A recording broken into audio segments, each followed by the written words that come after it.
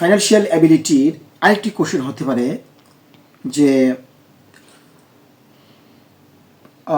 এই পর্বের যে ফাইন্যান্সিয়াল অ্যাবিলিটি আরেকটি প্রশ্ন হতে পারে, do you have sufficient funds to cover your expenses.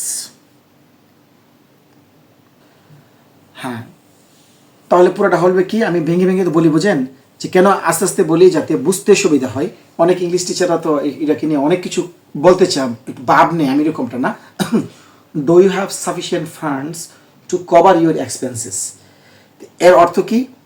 Do you have, তোমার কি আছে সাফিসিয়েন্ট, যথেষ্ট পরিমাণ ফান্ডস, ফান্ড মানে টাকা, টু কভার, কভার মানে বুঝছেন তো যে সম্পূর্ণ করতে ইউর এক্সপেন্সেস, তোমার ব্যয়, অর্থাৎ তোমার ব্যয়টা বহন করতে কি যথেষ্ট টাকা আছে এই।